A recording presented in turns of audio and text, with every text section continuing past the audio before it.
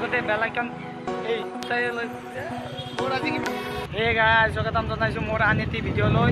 এতিয়া আমি যাইছোঁ পুণ্যকুচি ৰাসক। তো আপোনালোকে ভিডিঅ'টো চাই যাওক আগলৈ, যি বাৰু দেখুৱাম আৰু তেনেকুৱা ডাঙৰ নহয়, যিহেতু এইবাৰ কৰোণা হৈছে আপোনালোকে জানে, সেইবাবে ইমান এটা ডাঙৰ হোৱা নাই চাগে। আজি গ'লেহে গম পাম কিমান ডাঙৰ হৈছে।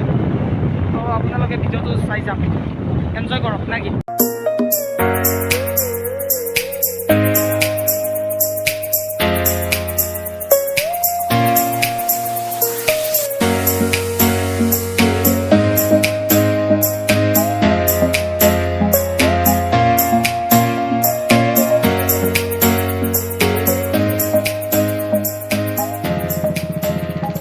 খুৰা চাব দিয়ক, খুন্দালে আৰু মোৰ ভিডিঅ' বনোৱা মজা ওলাব লাহে লাহে।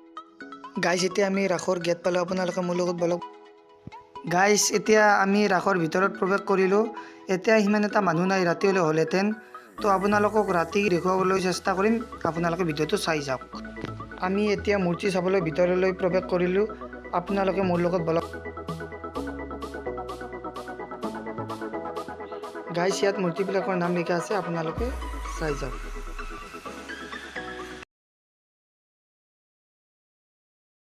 এইখন মানে বৃন্দাবন সৰুকৈ বনাইছে এখন, আপোনালোকে দেখিব পাৰিছে। আপোনালোকক দেখুওৱা দিনৰ বৃন্দাবনখনৰ এয়া ৰাতিৰ দৃশ্য, আপোনালোকে চাওক।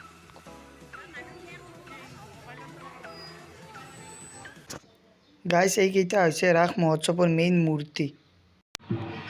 গাইজ এইবোৰ দেখিব পাৰিছে, দোকান আহিছে, গোটেই সৰুও হোৱা নাই আৰু গোটেই ডাঙৰো হোৱা নাই কৰোণাৰ বাবে। ৰাতি হ'লে অলপ মানুহ হ'লহেঁতেন।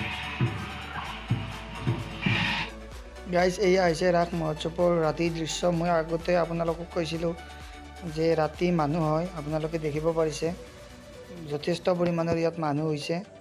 ৰাতি হ'লে অলপ হয়, কিন্তু দিনত তেনেকুৱা এটা নহয়। তো আপোনালোকে ভিডিঅ'টো আগলৈ চাই থাককচোন।